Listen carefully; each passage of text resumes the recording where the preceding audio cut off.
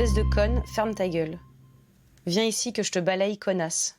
Connasse de féministe parano, t'as vu ta gueule, tu crois vraiment que quelqu'un voudrait te draguer? Sale pute. Ta mère la pute. As-tu songé au suicide? Échantillon des messages reçus par Marion Séclin après une vidéo postée en 2016 sur sa chaîne YouTube au sujet du harcèlement de rue. Il y a eu cet amoncellement, cette accumulation d'insultes sur les réseaux sociaux. J'étais devenue la personne à abattre parce que j'avais osé dire que moi et pas mal d'autres nanas, on voulait qu'on nous laisse tranquilles dans la rue. En un an, elle a comptabilisé plus de 40 000 messages violents.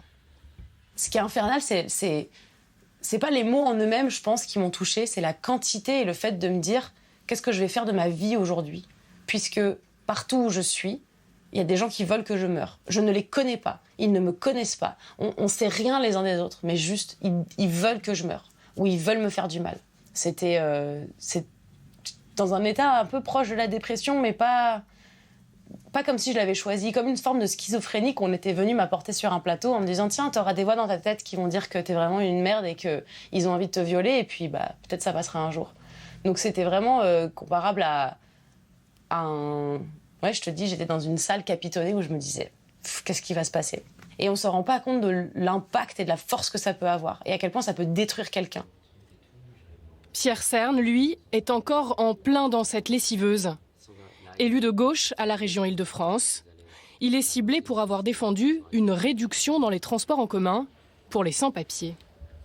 Ça a énervé beaucoup de groupes d'ultra-droite et d'extrême droite, dont certains ont été très loin, et donc en me menaçant de mort et en m'injuriant de toutes les manières, très homophobes.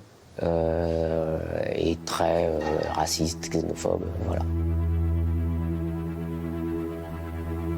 Ça veut dire qu'on a une angoisse permanente, on a cette menace qui est là et on fait attention,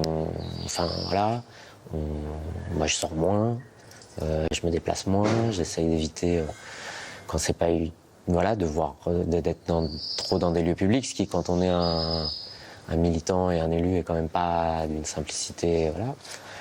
Et puis maintenant voilà, je suis en arrêt maladie, j'ai des gros troubles, du sommeil, de l'appétit, j'ai perdu presque 10 kilos, Donc ça impacte vraiment de façon très brutale en fait tout, au-delà de ce que j'aurais vraiment jamais imaginé.